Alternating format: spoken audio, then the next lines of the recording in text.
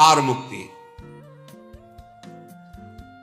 नाम में एक अपार शक्ति है। विकार मुक्ति यानी काम विजयी, क्रोध विजयी, लोभ विजयी, मोह विजयी, मद विजयी, मात्सर्य विजयी, ये 6 रखे गए प्रधान षड विकार, जित, अनग, अकामा। काम विजयी अर्थात ब्रह्मचर्य सिद्धि, एक बहुत बड़ी उपलब्धि है ब्रह्मचर्य। ये इंद्रिय विजयी महात्मा हो जाता है जो ब्रह्मचारी हो जाता है। पर एक बात विशेषतया ध्यान रखने की, स्वाद इंद्री रसना जिसकी बिगड़ी हुई उसकी जनेन्द्री शासन में नहीं रहेगी। रसेंद्री जिसकी शासन में नहीं ना, उसकी जनेन्द्री शासन में नहीं रहेगी। बड़ी परेशानी है इस रसेंद्री से उपासक को, यह बात ध्यान रखो। आप थोड़ी देर के लिए इस पे रखते हैं, लेकिन 24 घंटे के लिए वो विष आपके अंदर जाकर के आपको परेशान करता है। 1 मिनट का स्वाद 24 घंटे तुम्हारे बर्बाद कर सकता है, या हो सकता है चूक कर दो तो जीवन बर्बाद कर सकता है। ये रसेंद्री के स्वाद में मछली को केवल चारा दिखाई देती, लेकिन चारा में जो कांटा है वो नहीं दिखाई देता। रसेंद्री को केवल स्वाद दिखाई देता, लेकिन उसमें जो फसाव है पतन का, उसे निर्विकारता के विशेष साधन पर चलने के लिए रसेंद्री को शासन में करना चाहिए। रसेंद्री की जय के विजय नाम है। ध्यान दीजिए, गोस्वामी जी बड़ी प्रवीणता से कह रहे हैं, जो मोहि राम लागते मीठे। मिश्री अगर पित्त के रोगी को खवाई जाए तो उसे कड़वी लगती है, क्योंकि पित्त बड़ा होता है। और वही मिश्री अनुपान से रोज खाता रहे तो पित्त का समन हो जाएगा, मीठी लगने लगेगी। ऐसे ही नाम हमको बहुत कड़ुआ और बहुत बोझा लगता है, क्योंकि माया हमें बहुत मीठी लगने लगी। यदि हम नाम नियम से जपे तो नाम मीठा, जहां नाम रसेंद्री में प्रभाव किया, हर इंद्री जितेंद्री हो जाएगी, क्योंकि मूल ये रसेंद्री सुधरेगी। अच्छा, आज से हम केवल उबला आलू और रोटी खाएंगे, ठीक है, लेकिन मन जो ललचा रहा है उसको क्या करोगे? इसे त्याग थोड़ी कहते हैं। तन छाड़े और मन गही रहे तो दोनों ही दुख हो, इसे सच्चा त्याग नहीं कहते। त्याग किसे कहते हैं? 56 भोग हैं लेकिन इच्छा नहीं है। रसबल छूटे जो विषय तबही तो सुख होए। रसबल राधा राधा राधा राधा, अच्छा नहीं लगता। कई बार पूछा जाता है कि आप क्या पाना चाहेंगे, आप उसे आज कुछ बोल दीजिए, क्या पाना चाहेंगे? तो बहुत खोजने पर यही बात आती है, राधा राधा राधा, सुना दो हमको राधा राधा, बस इससे ज्यादा हम नहीं, कुछ विशेष नहीं, बिल्कुल निर्विशेष, राधा राधा राधा। ढूंढने पर नहीं लगता कि क्या पाना है, राधा राधा राधा। चूंकि रसेंद्री का ये जो विषय भोगों में रस ग्रहण करना, इसको रोकना बहुत कठिन है, बहुत कठिन है। इसीलिए हर इंद्री का जितेंद्री और रसेंद्री का ना हो तो उसे नहीं माना जाता। धैर्य जितेंद्रियता 2 इंद्रियों पर मानी जाती। 2 इंद्रियां हो गई तो 8 इंद्रियां अपने आप हो जाएंगी। 5 कर्मेंद्री, 5 ज्ञानेन्द्री में 2 प्रधान मानी गई, एक रसेंद्री और एक जनेन्द्री। ये अगर 2 इंद्रियां काबू में है तो सब इंद्रियां काबू में। अब उसको भी एक में बदल दिया, ये रसेंद्री काबू में है तो जनेन्द्री अपने आप काबू में हो जाएगी। रसेंद्री को काबू में करने के लिए आपने आहार विहार छोड़ दिया, खाना पीना, उसे जितेंद्री नहीं कहते। जितेंद्री कहते हैं कि भोगों के सानिध्य में रहते हुए भी भोग की लालसा ना होना। बोले वो कैसे होगा? बोले वो नाम से होगा। बड़ी जोर की बात, भय मुक्ति और विकार मुक्ति। इसलिए उपासक को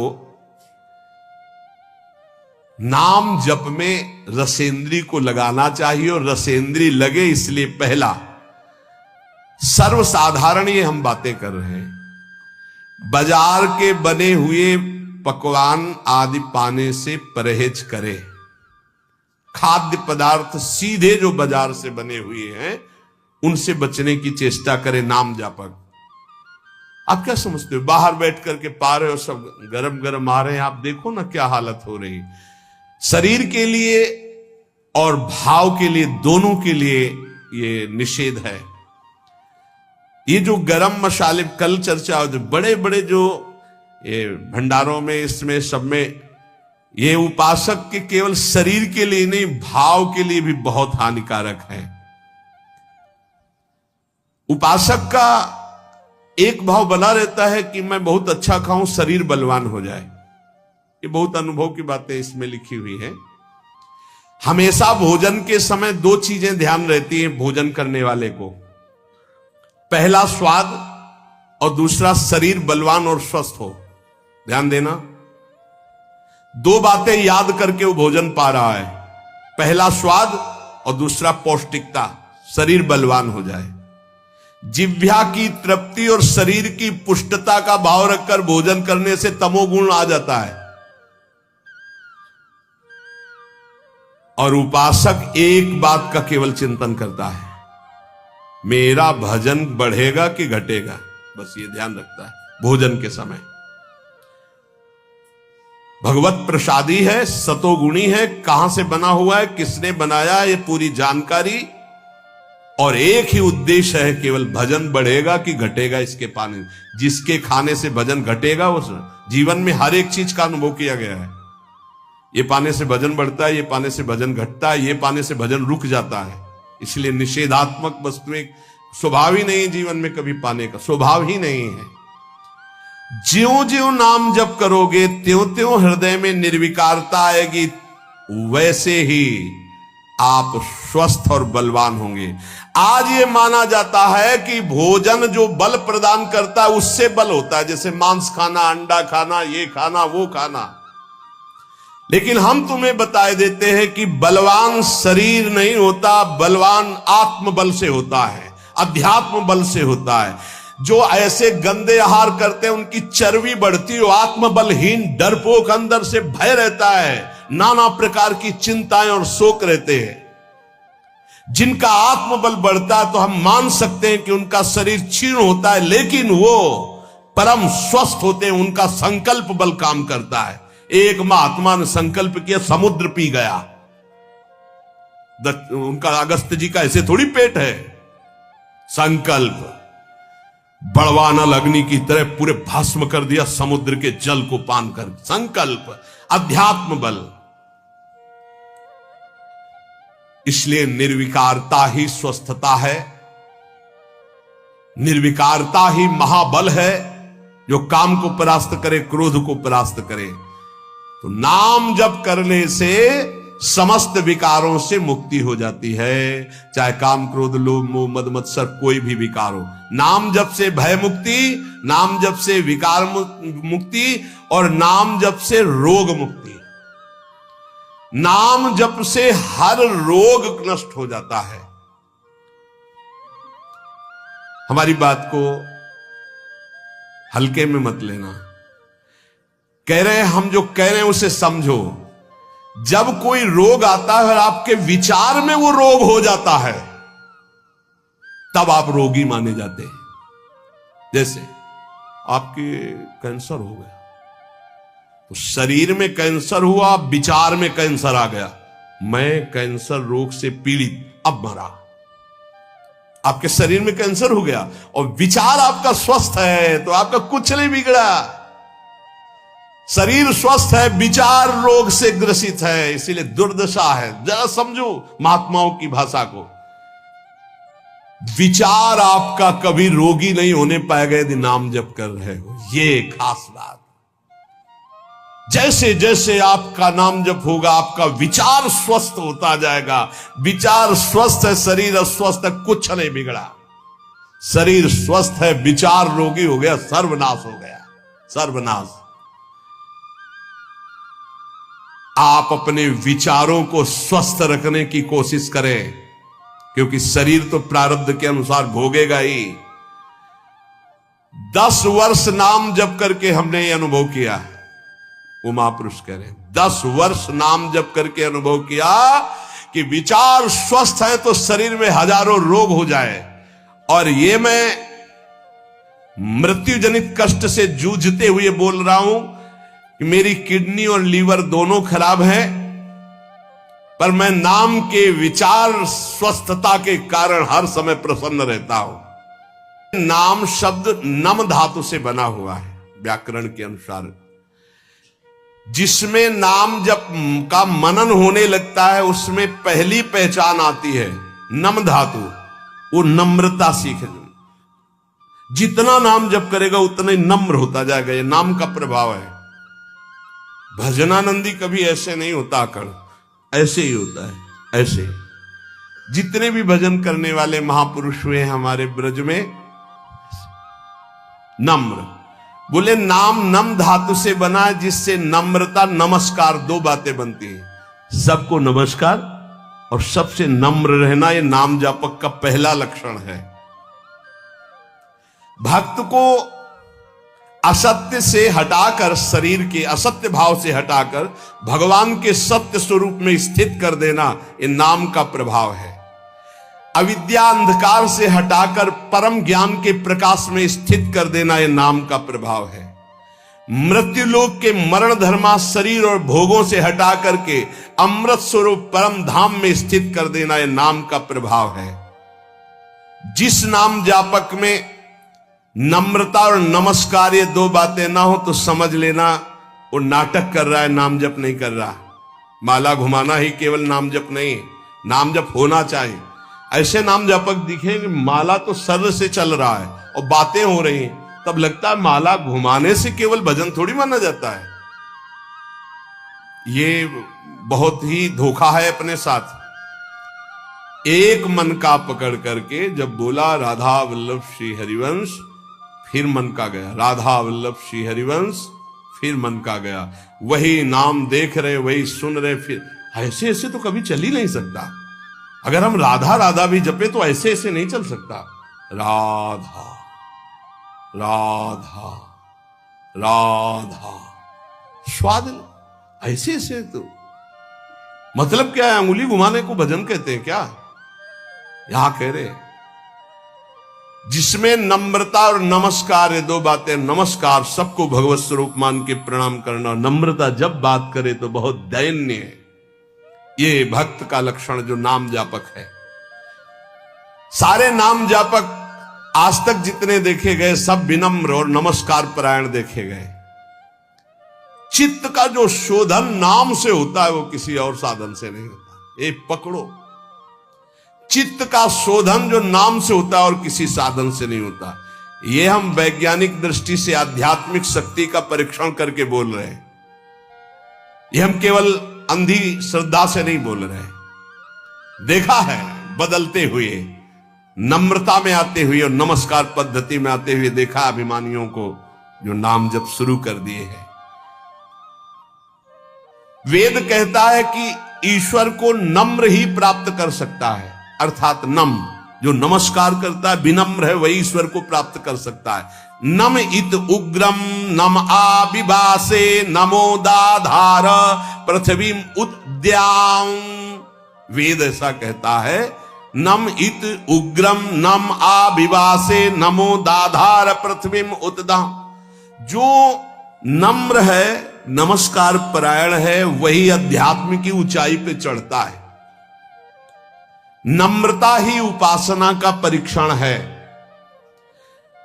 जो नम्र है वो पृथ्वी से लेकर स्वर्ग लोक तक सबको धारण करने की सामर्थ्य रखता है। आखिरी वाक्य से स्पष्ट होता है कि नम्र, नम्रता से परमेश्वर की प्राप्ति हो जाती है। यही दरबार दीन को आदर, रीति सदा चली आई। नम्र। वेदों ने कहा आज भी तुम भजन नहीं करते तो भी मेरे परमात्मा तुमसे सख्य भाव रखते हैं। सख्य भाव ने दोस्त। क्या तुमने यदि चाहा कि परमात्मा भाव नहीं तुम्हारे अंदर, चाह की मुझे पत्नी मिल जाए, वही परमात्मा पत्नी रूप में आ गया। गाय मिल जाए, वही गाय बन गया। घोड़ा मिल जाए, घोड़ा बन गया। अमुक मिल जाए, अमुक बन गया। वेद कहता है गौरसी गव्यते अश्वो अश्वायते भव। तुमने जो जो मांगा परमात्मा वही रूप बनकर तुम्हारे सामने आ गया। यदि मांगे बंद कर दो और सोच लो कि परमात्मा रूप से आओ तो परमात्मा रूप से आ जाएंगे। ऐसे नम्र और सहज करुणा वरुणालय प्रभु को तुम मांग मांग करके इन विषय रूपों में, माया रूपों में देखा। बंद करो ये मांग, इस रूप को नहीं चाहिए। हे गोविंद, मुझे ये रूप चाहिए जिसको एक बार देखने के बाद कुछ देखने की चाह न रह जाए, एक बार पाने के बाद कुछ फिर तभी तो कहा जा ही ना चाही कबहू कछु। क्यों चाहते रहोगे, हरि उस रूप में आते रहेंगे। सारांश उपदेश का, नाम स्मरण जप के साथ जरूरी है। जो जप कर रहे हो उसका स्मरण और नम्रता और नमस्कार, ये नाम जापक में होना ही चाहिए। कोई भी सामने आए, स्त्री पुरुष पशु पक्षी मेरे भगवान है, ऐसी भावना करें और नम्र भाव रखे, विनम्र, हंस बोले बहु मान दे, तभी नाम जब सार्थक माना जाएगा। भय मुक्ति, विकार मुक्ति, रोग मुक्ति, तीनों नाम में विराजमान है। अगर आप हर समय डरते रहते हैं, एक अलौकिक कल्पनात्मक भय आपको सताता है, सबको सताएगा, जो पाप आचरण होंगे सबको डरना पड़ेगा, ये आंतरिक होता है। आपके दिल में डर है, बहुत से डर है, एक दो डर है, पद छिन जाने का डर है, अपमान होने का डर है, रुपया पैसा का डर है, मृत्यु का डर है, दुश्मन का डर है, क्या क्या, अपनी पोल खुल जाने का डर है, बहुत से डर है। आप अपने दिल से डर रहे, हृदय से डर रहे, तो मैं आपको बहुत बड़ी शक्ति की बात कहता हूं, आपको निडर कर देगा। बस आप मेरी मदद करें, मेरी बात मान लें। मदद क्या कर ली? मेरी बात मान लें। आप मेरी मदद करें, मैं आपको निडर कर दूंगा। क्या? आप मेरी बात मान लें। मैं कोई जादुई चीज नहीं दे रहा हूं कि वो आपके डर को भगा देगी। मैं आपको एक अमोघ महान शक्ति प्रदान करता हूं, नाम।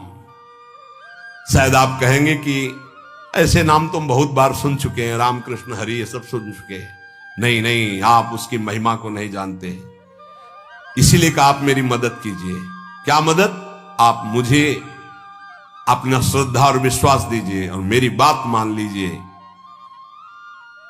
यदि आपने नाम जपना शुरू किया तो आपके दिल से डर नाम की चीज खत्म हो जाएगी। 5 वर्ष का बालक प्रहलाद, 5 वर्ष का बालक ध्रुव इसी मधुपुरी में आकर के निडर त्रिभुवन पति हिरण कश्यप दैत्यराज कहकर संबोधन करता, कोई डर नहीं।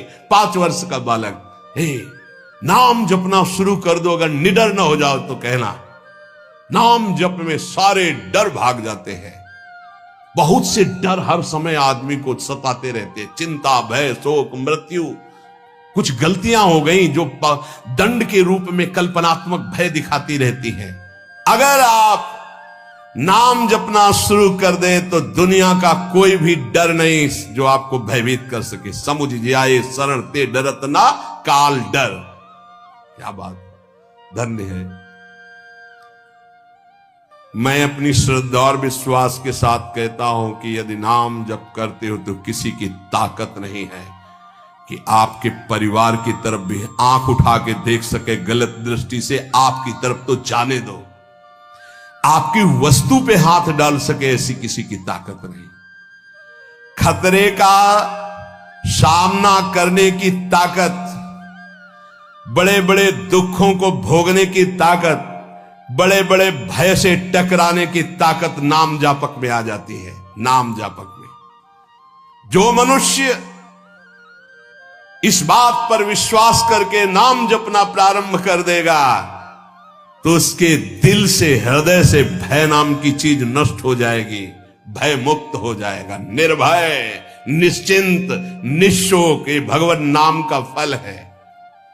1916 में पहली बार मैंने अनुभव किया, जिन महापुरुष ने लिखा है कि नाम विचार शुद्ध कर देता है तो शरीर रोग ग्रसित होने पर कोई फर्क नहीं पड़ता, और यदि विचार शुद्ध नहीं, विचार रोग ग्रसित हो गए तो मरना है, फिर बड़ी दुर्गति होती है।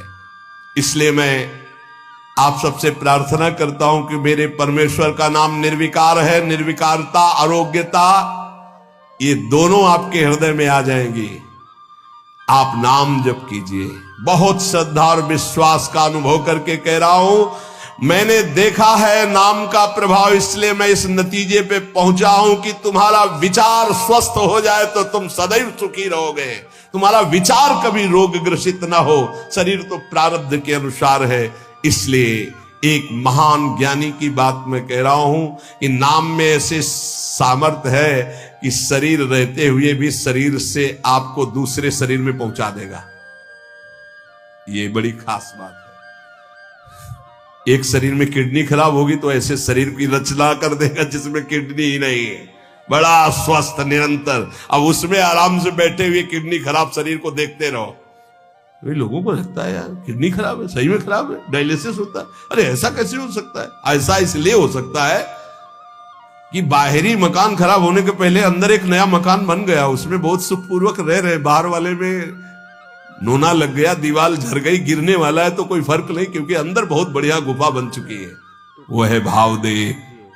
यहां जो कह रहे कि एक ज्ञानी महात्मा की बात कह रहा हूं, उन्होंने बताया कि नाम में एक अपार शक्ति है, वो शरीर के रहते हुए शरीर में दूसरे शरीर की रचना कर देता है। और वो अमोघ शक्ति संपन्न शरीर होता है, कोई भी माया जनित अस्त्र शस्त्र रोग उसे छू नहीं सकता है।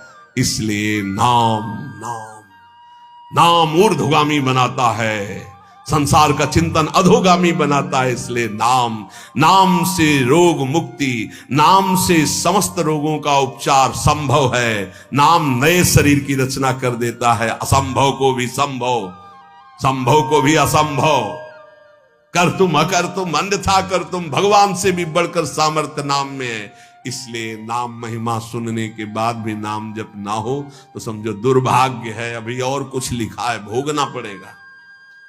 ए भाई, ये कलिकाल मलायतन मन कर देख विचार। साधना की बातें बहुत होती है, साधना क्या है समझना कठिन है।